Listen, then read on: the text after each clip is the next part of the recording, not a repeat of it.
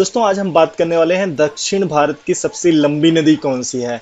भारत में नदियां विशेष रूप से महत्वपूर्ण हैं। हालांकि ये नदियां कृषि के लिए पीने के पानी का एक महत्वपूर्ण आपूर्ति करती हैं, लेकिन ये बहुत सारी जैव विविधता से घिरी हुई हैं, जो कि पारिस्थितिकी तंत्र को संतुलन बनाए रखने में सहायक हैं।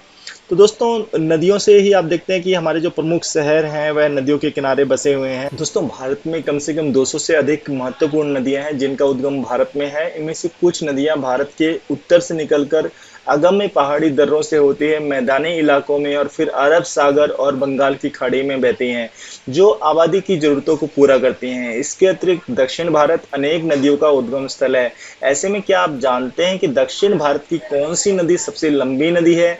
यदि नहीं तो हम इस वीडियो के माध्यम से इसके बारे में जानेंगे। लेकिन दोस्तों उससे पहले यदि आपने हमारे चैनल हिंदी ज्ञान सागर को सब्सक्राइब नहीं किया है तो प्लीज सब्सक्राइब कर लीजिए, जिससे कि दोस्तों आपको हमारे लेटेस्ट वीडियो के अपडेट मिल सके।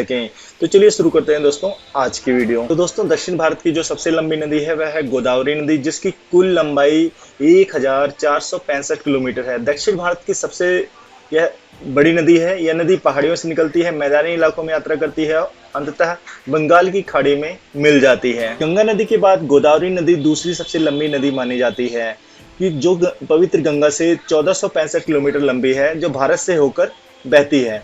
गोदावरी नदी कहाँ से शुरू होती है? महाराष्ट्र राज्य के नासिक जिले में पश्चिमी घाट पर त्र्यंबक पहाड़ी गोदावरी नदी का स्रोत है। तो कुछ क्षेत्रों में इसे ब्रह्मगिरी पर्वत के नाम से भी जाना जाता है। यह नदी राजमुंद्री शहर के करीब बंगाल की खाड़ी में शामिल होने से पहले इस स्थान को छोड़कर तेलंगाना और आंध्र प्रदेश में बहती है। तो दोस्तों अगर हम प्राचीन कथा की बात करें तो गोदावरी नदी जो है वह ऋषि गौतम से जोड़ती है।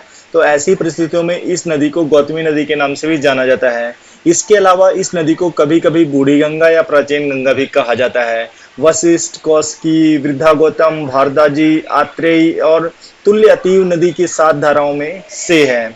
तो दोस्तों उम्मीद करते हैं आपको हमारी यह जानकारी पसंद आई होगी गोदावरी नदी से जुड़ी, और इसी तरह की हम लेटेस्ट वीडियो आपके लिए लाते रहेंगे जो कि जुड़ी होगी ज्ञान के भंडार से। और आप अपना ज्ञान बढ़ाइए और हमारा वीडियो देखते रहिए। फिर मिलेंगे दोस्तों अगले वीडियो में। नमस्कार।